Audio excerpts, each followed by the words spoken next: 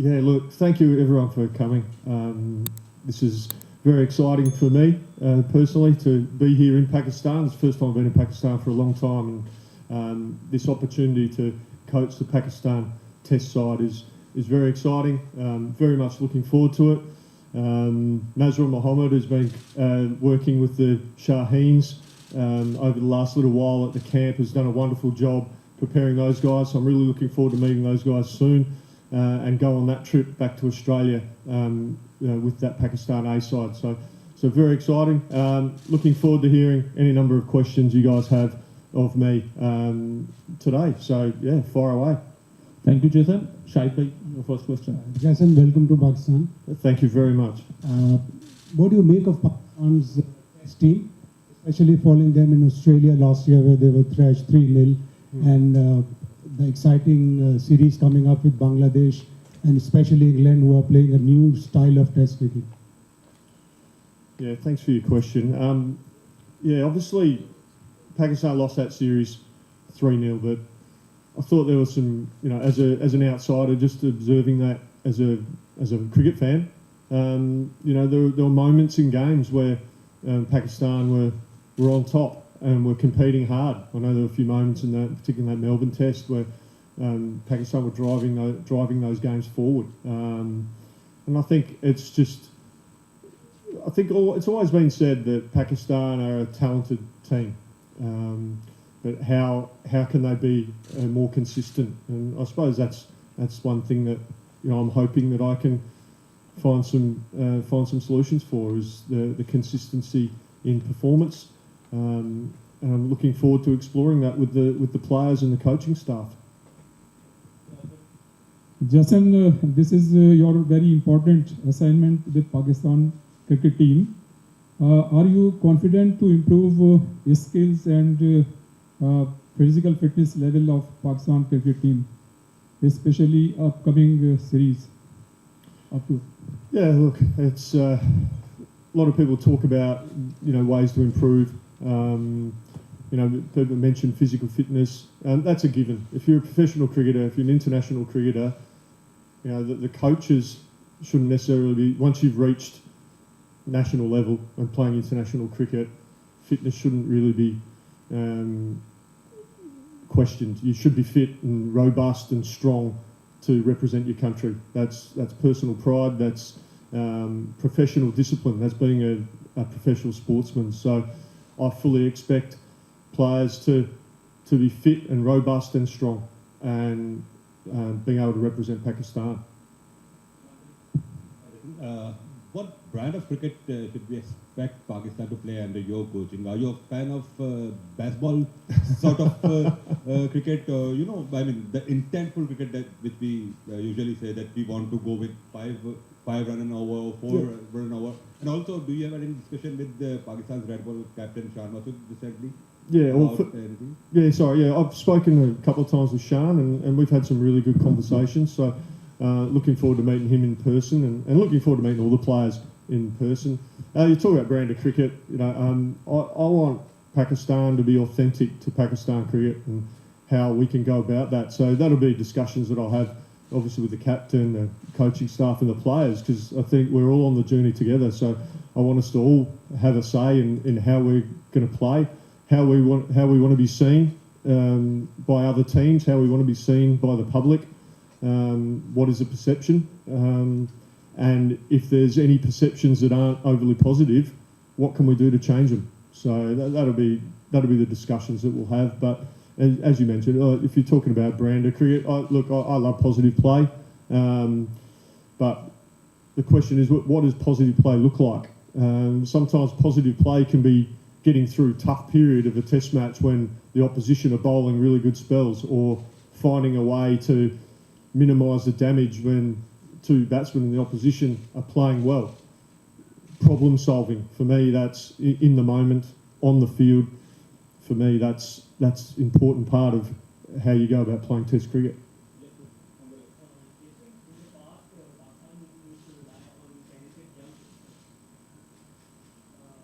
Instead of proven domestic performers, but they used to struggle in abroad conditions like Australia. But this time around, they selected domestic performers, and they did quite well in Australia. So what would be your preference, like selecting talented youngsters in the test team or proven domestic performers? Look, I think that's a conversation for the selectors to debate. If someone's, I've always said, if someone's good enough, they're old enough. And you know, having said that as well, if someone's performing really strongly and absolutely banging the door down with performances at domestic level, then they'll be in the conversation for selection. But ultimately, selection comes down to what the needs of the team are, again, in the conditions against the opposition, and finding the best balanced side to have an impact in that game. So that's where we'll be selecting the sides based on how can we win that test match or that series, and we'll select accordingly to conditions and opposition. This is the first time that Pakistan have gone for split coaching with separate coaches for red ball and white ball. So have you had any conversations with Gary Kirsten, or have you had any coordination with him over tactics or anything else? Yeah, look, I have spoken to Gaz, and we've had a couple of really good conversations. And a lot of it's revolving, I suppose, around, because the international schedule gets so busy, as well as players going and having opportunities to experience different leagues around the world. It's about managing those players as best we can, and particularly the guys who are playing multi-formats. So you've got the test and guys are playing test cricket, one-day cricket and T20 cricket. Gary and I have spoken about how can we best utilise those players so that they're at their very best for Pakistan in all the formats. So that will form a lot of the basis of our communication. But ultimately, from you mentioned tactical point of view, Test cricket's a little bit different to the one days and T20. That's Gary's role to look after the white ball sides, and I'll allow him to do that. If he wants to ask me a question or seek me out for anything, of course I'll share any advice. But ultimately, that's his role, and I respect that. And but you know, I'm really looking forward to working with him, because our job is to work together for the betterment of Pakistan cricket, and that's what we're both energised about. That's what we're excited about. Jason, Pakistan's last test season was horrible. They couldn't manage to win a single series on home conditions. So what major steps do you think that needed to be taken to brought back Pakistan test team on the side? And Pakistan will be playing 7 tests in their home condition, and Pakistan have spinning conditions. Abrar Ahmed, if you have worked on it, Abrar Ahmed is the one who looks to be in the playing 11. Who is the other spinner who do you think will gonna make it into the squad? Because later on, Noman was playing, he's already 42. So is somebody youngster will gonna take a chance, or do you have any 2 to 3 spinners do you think will gonna serve Pakistan team in the coming time? Oh, look, we've got any number of spin bowling options. As selectors, we'll sit down and have a look at all those options, and again, we'll look at conditions. We want, with the conditions in Pakistan, we want an even contest with bat and ball, and if we can have those surfaces there, that'll give us the best chance to play the best cricket we possibly can. So yeah, as for individual selections, we'll sit down as a selection group and go through that. We've got, you know, some training camps, we've got some games, you know, which we're looking forward to.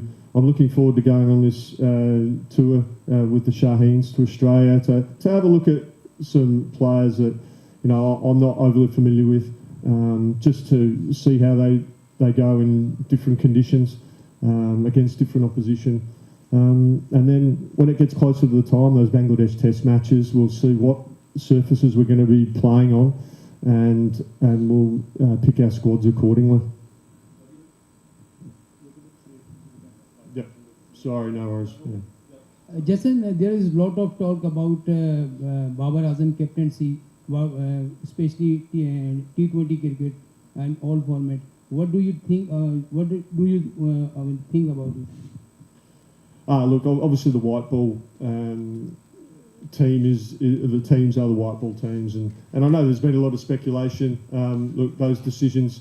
I'm not involved in the selection in white ball cricket. I'm purely focused on the red ball game, and I'm sure those decisions will be made. Look, and I understand. You know, Pakistan didn't have a great World Cup, World T20. I know people disappointed in that. But I'm sure Gary has learnt a lot. He's only just gone into that role with the Pakistan side, and he would have learnt a lot from that trip, as would a lot of the players and staff. So decisions will be made, but that's not my where I'm at. I'm focusing on the Red Bull side. Jason here. Jason, the chairman of the board recently said about fitness tests of the players, and we have heard that there is no fitness test for long. How would you emphasize on fitness and how important it is? And second question is, have you had a word with fellow Australians who have coached Pakistan earlier, like Jason, the Tait and the other guy, the left-hander, Hayden? Yeah, Jeff Lawson. Yeah, I've spoken to a few guys. I'm friends with Jeff Lawson, Shaun Tait, and they spoke with glowing reference to how much they enjoyed coaching here in Pakistan, and that made me very excited as well, which is great. You mentioned fitness. Look, I referenced that with the gentleman that asked me the question earlier. Fitness is fundamental to being a professional sportsman, and as a head coach, once players reach international level, we really shouldn't be talking about fitness. So I fully expect all our players to be robust, fit and strong and fit for purpose to be able to do their jobs for the Pakistan team. What are your goals and objectives as the new head coach of Pakistan men's cricket team? Yeah, I've been asked that a little bit, to be honest, and ultimately we want to win games of Test cricket. There is a World Test Championship, and while it's obviously a challenge, it's got to be a goal. There's nothing wrong with reaching for the stars and saying you want to win trophies and you want to win stuff, and that's cool. But we know that there's a process involved in achieving that, and it's going to be a lot of hard work. It's going to be a lot of discipline. It's going to be a lot of patience. But I believe that we've got the players to be able to do it. We just need to go out there and play as consistent a Test cricket as we possibly can, hang in games for as long as possible, and then strike when the moment's right to really drive those games forward. I'll be big on that. So, really looking forward to seeing how the players respond. But, there's obviously, some very skillful cricketers here. How can we play as a team and perform well against good quality international opposition? That's going to be the key for us. Yeah, right here. This is Zubair from Express News. First of all, you are very welcome over here for your new assignment, and I have the best wishes. Thank you. Question is, Asif, he just asked about the fitness of the players, and I think that no one know better than you about the fitness issues. So, are you talking injuries or fitness? Not about you, because yeah, all right. So you just reached in the morning Karachi, and you know the weather conditions over here. So what do you think that weather condition will impact on the training camp? Because especially fast bowlers, they have the facing of fitness issues. And second part of my question is, everybody's focusing on the Champions Trophy, especially they are thinking about the Pakistan and India match. So do you think that our players, they have to focus on the cricket, or they have to focus on the India? Thank you. Not quite sure how to answer that. I mean, you talk about fitness. Look, that's, again, it's a given for me. We'll get, the players will be fit and robust and strong. We know that it's a massive thing for world cricket, massive thing for Pakistan cricket to have the Champions Trophy here in Pakistan, and I'm really excited for for the country for that, and I hope we can put on a really good show for the world.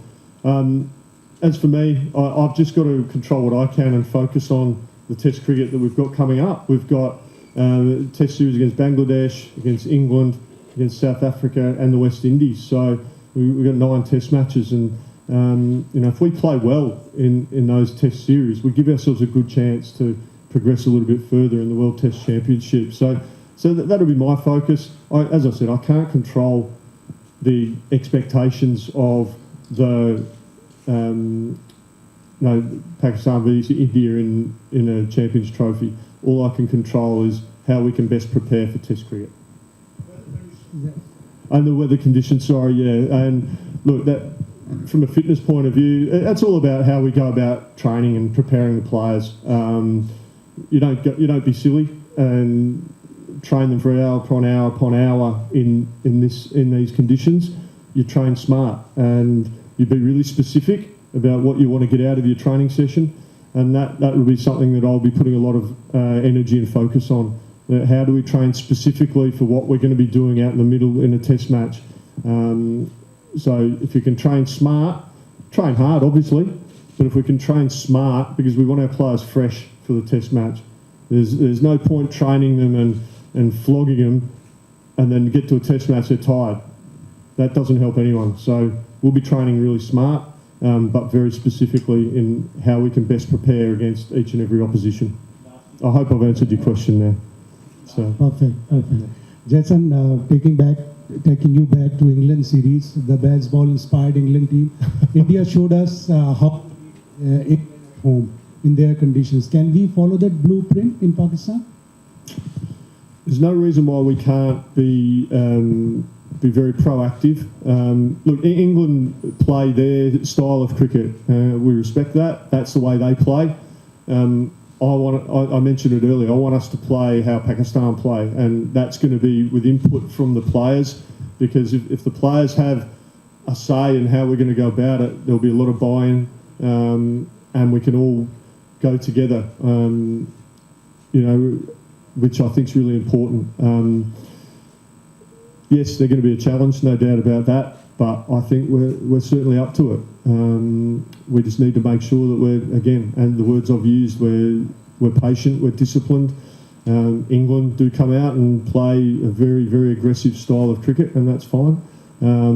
We're going to play disciplined, smart cricket, and we're going to take games. If it means we, take a game to deep into day 5 to get the win, then we'll do that. And we're going to be fit and strong and patient enough to execute those plans. Just one of your earlier answers, you mentioned how Pakistan was on top at some stages during their tour to Australia last. What do you think the areas we needed to improve so that we can basically cross the line, not just stay at the top for 1 or 2 sessions, but to cross the line and to finish the match on a better note? So we are, there are so many test matches or so many games where we were on top at certain for a certain part of game, but we couldn't finish. So what are the areas we need to do? We need to work on to cross the line. Yeah, I think people will talk about some fielding. There's a perception that Pakistan at times aren't as strong a fielding side as they can be. I'm a big believer in working hard at fielding to improve that. I don't think Pakistan are anywhere near as bad a fielding side or as people say. I think a good fielding side. How can we get it even better? That would be my challenge to the playing group. How can we be just improve a little bit in each little facet of our fielding to get better? And I think it's not just one. I suppose it's not one thing. It's those critical moments in games where you find a way to get through a tough spell from bowlers, or you find a way to make sure you're managing the situation and not letting it get out of hand if you're in the field. For me, those things are really important. How can we make good decisions when challenges crop up in games, and we can problem solve? And I think that's really important. If we can problem solve in Test cricket on the spot, on the go, I think that gives you the best chance to move games forward. Jason, you played your last test match against Bangladesh 18 years back and scored that famous double 100 as a night watchman, and now after 18 years you are going to coach an international side against Bangladesh in a test match. So how you are seeing that, and some memories from that innings, because you are the only player who never represented his country again after scoring that double 100. Yeah, and I'm still a bit grumpy at the selectors for that. No, look, it was just one of those things that happened. I was very fortunate to have the career I had. I'm very grateful, very thankful every day for the 10 years I played Test cricket. Coming up against Bangladesh, yeah, look, it'll be, my focus will be on how Pakistan can play well against Bangladesh. I'm not going to be dwelling on my last Test match or anything like that as a player. But look, certainly nice memories, no doubt about that. But my focus and energy is on Pakistan and how we can have an impact against Bangladesh, who are a very good cricket team. So we need to make sure that we're playing well, we prepare well, we do our research on the opposition, and identify strategies for us to be able to have an impact against them. So looking forward to that. That'll be my first Test match in charge, and I'm really looking forward to that. Right. Thank you so much, Jason, and thank you everyone. Thank you so very much.